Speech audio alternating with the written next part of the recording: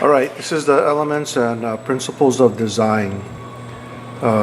Since we've already looked at the terminology, let's look at it visually, what it means. Okay, this is from another class I did a long time ago. Okay, this is line. Pretty simple. Vertical trees creating lines. Okay. This is line again. This is horizontal lines. A railing. Looks like at a lookout near the ocean. Okay, but what lines do is it draws your eyes to certain places. So that looks like the corner. So how the lines converge to the corner, it kind of draws your eyes to almost the middle of the screen. And then line. What are these? These are books, right? Creating some line there. And what it does is you go from the light to the dark. Usually your eyeball. That's the way it goes. So line is used to kind of make your eye look where you want it to look. Okay, shape. Shape is two-dimensional. So it's flat. In this case, a triangle. Shape can be geometric or shape can be organic. Okay, but shape is basically a connected line that creates something, either geometric or organic shape. Okay, this is value. This is light to dark. Okay, basically that's all value is. Value is from the blackest black to the whitest of white. Value. These are in color, so colors can have value also. This is what we call, if it's one color, it's called monochrome. And let me just show you this. I found this while I was cleaning my room. This is my old art school value scale. And I'll just pop it in here in the view so you guys can see what it looks like. So my art school value scale, and this is done so that you can put it up against something and compare to see where your value is. So you see it's from the blackest black to the whitest white. But value can have color. Color can have value too, right? Dark blue to light blue. Space. Space is pretty much your whole composition. How you use space. Space can be positive space, something is in there, or space can be negative space. The area between the two chairs would be called negative space, right? There's nothing there. And again, a feeling of space, right? Foreground to background. Foreground is in front, background is all the way in the back. That could be reversed, but giving you a feeling of wide open space. And then space, again, can be positive and negative. What's the positive here? The positive, you see like a cup. In the negative space, what do you see? Maybe two faces. Texture, pretty easy. Anything that conveys that you can feel something. Can be rough or it can be smooth, right? Though texture usually isn't really used to describe smooth. Smooth is technically a texture. Okay, more texture. And this is texture using drawing, right? Pencil. And here's your color wheel. It's not the whole, well, you cannot see the whole thing, but what are your primary colors? Red, blue, yellow, right? Red, blue, yellow are the, I think they call it the natural primaries. There's also the digital primaries, which is black, yellow, cyan, and magenta. So there are 4 digital primaries, okay? But these are the natural primaries. So your primary, blue, red, yellow. The ones in between are called secondaries, and then the ones on the outboards are called tertiaries, the third colors. Color. Okay, form. Form is anything 3-dimensional. Okay, don't confuse it with shape. Shape is 2-dimensional. Form is 3-dimensional. In ceramics and metalwork, we create form. Okay, we don't, not like drawing and painting. they create shapes. Okay, they work with shapes all the time. We work with form. Okay, form can be geometric or form can be organic, same thing. Now we're getting into the principles. Okay, movement. We're creating movement through the use of line and shape. Oh, what was shape again? Shape was the elements. What is composition again? How the principles organize the elements to create a composition. Remember that? Okay, movement. Pattern. Pattern is just things that repeat. It's similar to repetition. Okay? But pattern I would call it more complicated.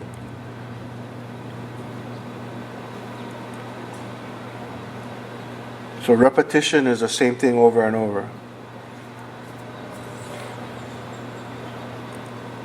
Emphasis. Now that's going to be kind of a difficult one in the beginning. But you see the way the chairs are organized. When you look at it, it draws your eye to the center of the table and the plant because of line, especially that frame that goes around that thing. But what it's doing is it's emphasizing a part of the composition. So when you look at this whole picture, the emphasis is on what? The emphasis is on the table and the plant. So again, you see how the things are organized in there. They're organized to create some sort of emphasis, whether by darkening something, making something a little bit bigger, or by putting something in with unlike objects. Okay, all creating a sense of emphasis. Proportion is similar to scale, but we talk about proportion. Remember in the La Pieta, Mary's size, is it proportional to Jesus? No, it was a little bit bigger, right? So we say it's out of proportion. Just like this spider is way out of proportion compared to the people. Then this is in proportion. But the trees in the front here, right? They're a little bit taller to create a sense of space. So we use proportion to create other types of elements like space, okay? Balance. So balance is basically trying to create, again, harmony and unity. So balance, harmony, and unity, they're all related. Okay, balance, again, we can see how things are arranged symmetrically. What is symmetrically? They're the same, both sides. Asymmetrical is different. This would be symmetrical, this would be asymmetric. Oops. Okay, but asymmetrical can create balance too, depending on how things are weighted. All right, well, we'll get into that a little bit more later. This is variation. So the same thing, but different, right? This burst of something or a star or something, all the same, but each one different. Arrows or pointers, all the same, but a little bit different. If you organize this all in a row, could it be repetition? Possibly. Now this is transition. This is M.C. Escher. If you study drawing, you know all about Escher. His famous one is the stairways that go up, down, sideways, whatever. He's famous for what they call figure ground reversal.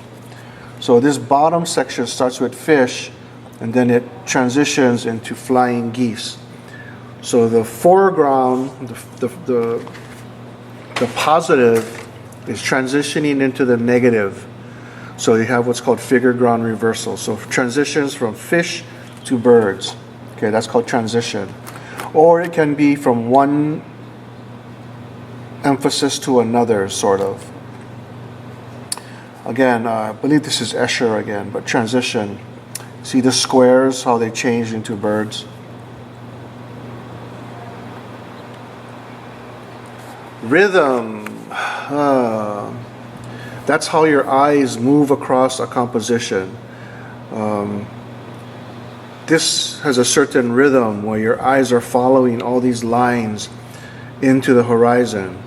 But if I were to put something here, boom, oops, boom, I break up that rhythm, right?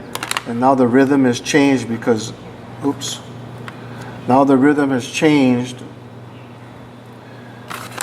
because you've added a new element in there. So rhythm is all about how your eyes move across your composition.